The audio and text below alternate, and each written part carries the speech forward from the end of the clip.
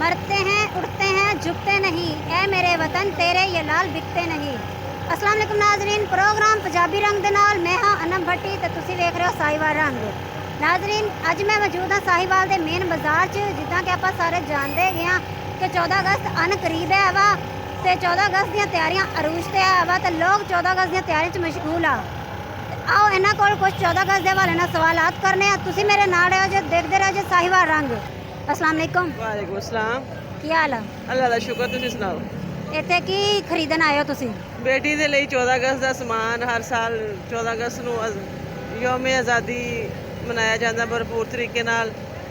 ਇਸ ਸਾਲ ਥੋੜਾ ਜਿਹਾ ਤਾਂ ਕੋਈ ਕਰੋਨਾ ਦੀ ਵਜ੍ਹਾ ਤੋਂ ਮੁਲਕੀ ਹਾਲਾਤ ਥੋੜੇ ਡਿਸਟਰਬ ਆ, ਇਸ ਵਜ੍ਹਾ ਤੋਂ ਥੋੜੀ ਜਿਹੀ ਫਿਰ ਸ਼ਾਪਿੰਗ ਦੇ ਵਿੱਚ ਵੀ ਕੰਜੂਸੀ ਆ। ਲੇਕਿਨ ਅੱਲਾਹ ਤਾਲਾ ਬਿਹਤਰ ਕਰੇਗਾ, ਆਉਣ ਵਾਲਾ ਵਕਤ ਇਨਸ਼ਾਅੱਲਾ ਅੱਛਾ ਆਏਗਾ। ਔਰ ਦੁਆ ਹੈ ਕਿ ਅਗਲੇ ਸਾਲ ਯੌਮ ਆਜ਼ਾਦੀ ਅਸੀਂ ਕਸ਼ਮੀਰੀਆਂ ਦੇ ਨਾਲ ਮਿਲ ਕੇ ਮਨਾਈਏ, ਸਾਡੇ ਕਸ਼ਮੀਰੀ ਭਾਈ ਵੀ ਆਜ਼ਾਦੀ ਮਨਾਉਣ, ਅਸੀਂ ਵੀ ਮਨਾਈਏ ਇਨਸ਼ਾਅੱਲਾ। ਅੱਛਾ, 14 ਅਗਸਤ ਦੇ ਵਾਲੇ ਨਾਲ ਆਵਾਮ ਨੂੰ ਕੀ ਪੈਗਾਮ ਦੇਣਾ ਚਾਹੋਗੇ? ਆਵਾਮ ਨੂੰ ਇਹੀ ਹੈ ਕਿ ਇੱਕ ਕੌਮ ਬਣ ਕੇ ਰਹੋ। ਕਾਇਦੇ ਆਜ਼ਮ ਨੇ ਮੁਲਕ ਬਣਾਇਆ ਸੀ ਇੱਕ ਕੌਮ ਵਾਸਤੇ, ਲੇਕਿਨ ਅੱਜ ਅਸੀਂ ਇੱਕ ਕੌਮ ਨਹੀਂ, ਮੁਤਹਿਦ ਹੋਣ ਦੀ ਜ਼ਰੂਰਤ ਹੈ। ਇੱਕ ਪਲੇਟਫਾਰਮ ਤੇ ਇਕੱਠੇ ਹੋਈਏ ਤਾਂ ਕਿ ਸਾਡਾ ਮੁਲਕ ਤਰੱਕੀ ਕਰੇ। पाकिस्तान जिंदाबाद। अस्सलाम वालेकुम। अस्सलाम वालेकुम। क्या नाम है आपका? इब्राहिम। रहीम आपका नाम? अच्छा बोलो, पाकिस्तान पाकिस्तान जिंदाबाद। क्या हाल है? ठीक। क्या नाम है आपका? हनिया।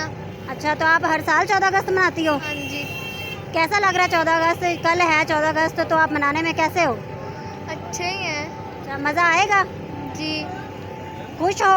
जी। की खरीदना आए जो 14 अगस्त के हवाले नाल? ये बच्चों के लिए शॉपिंग करने आए हैं 14 अगस्त की। कोई नेकर शर्ट टी शर्ट लेने आए हैं बच्चे के लिए 14 अगस्त के लिए। हर साल इदा ही मनाते हो खुशी नाल या पहली दफ़ा मना रहे हो? नहीं, हर साल मनाते हैं इंशाल्लाह, हम पाकिस्तानी हैं। अच्छा, पाकिस्तान में 14 अगस्त के हवाले नाल की पैगाम देना चाहोगे? मैं सब लोगों को पैगाम दूंगा कि आप सब छोटे और बड़े एक हो जाएं। अच्छा, ਜਿਹੜਾ ਤੁਸੀਂ ਸਾਨੂੰ ਦੱਸੋ ਜਿਹੜਾ ਸਟਾਲ ਲਗਾਇਆ ਹੋਇਆ ਇਹ ਤੁਸੀਂ ਹਰ ਸਾਲ ਲਗਾਉਂਦੇ ਹੋ? ਹਾਂਜੀ, ਹਰ ਸਾਲ ਲਗਾਈਦਾ ਜੀ। ਅਗਰ ਇਹ ਲਗਾਉਂਦੇ ਹੋ ਤੇ ਪਾਕਿਸਤਾਨ ਦੀ ਮੁਹੱਬਤ 'ਚ ਲਗਾਉਂਦੇ ਹੋ ਜਾਂ ਇਹ ਮੁਨਾਫੇ ਲਈ ਲਗਾਉਂਦੇ ਹੋ? ਨਹੀਂ, ਪਾਕਿਸਤਾਨ ਦੀ ਮੁਹੱਬਤ ਦੇ ਲਈ ਲਾਈਦਾ ਜੀ ਬਸ। 14 ਅਗਸਤ ਦੇ ਹਵਾਲੇ ਨਾਲ ਪੈਗਾਮ ਇਹੀ ਦੇ ਰਹੇ ਹਾਂ ਕਿ ਲੋਕ ਇਹਨੂੰ ਜਜ਼ਬੇ ਦੇ ਨਾਲ ਮਨਾਉਣ ਔਰ ਆਪਣੀ ਆਉਣ ਵਾਲੀ ਨਸਲ ਨੂੰ ਇਸ ਤਿਉਹਾਰ ਦਾ ਦੱਸਿਆ ਜਾਵੇ ਕਿ ਇਸ 14 ਅਗਸਤ ਨੂੰ ਸਾਡੇ ਮੁਲਕ ਆਜ਼ਾਦ ਹੋਇਆ ਔਰ ਸਾਡੇ ਮੁਲਕ ਨੂੰ ਆਜ਼ਾਦੀ ਮਿਲੀ ਸੀਗੀ।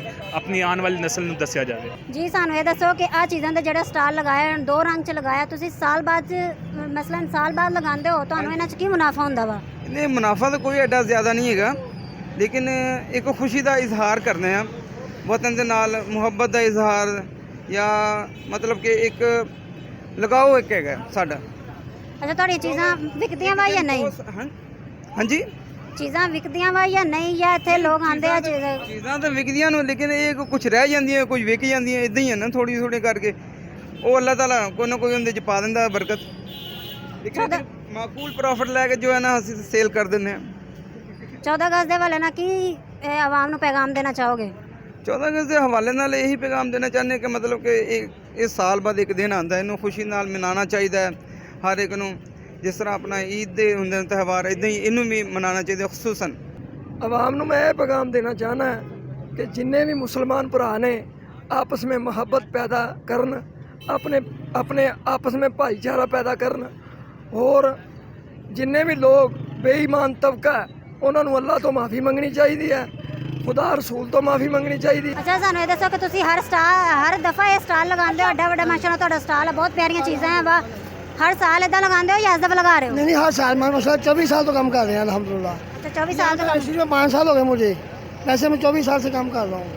ਅੱਛਾ, ਤੇ ਇਹ ਕੀ ਇਹਦੇ 'ਚ ਕੋਈ ਮੁਨਾਫਾ ਵੀ ਹੈ ਜਾਂ नहीं का भाई अपने शौक ਤੋਂ ਲਗਾਉਂਦੇ ਹੋ? ये मुझे शौक भी है और माशाल्लाह कारोबार भी है, अल्हम्दुलिल्लाह ठीक है, माशाल्लाह अच्छा कारोबार है।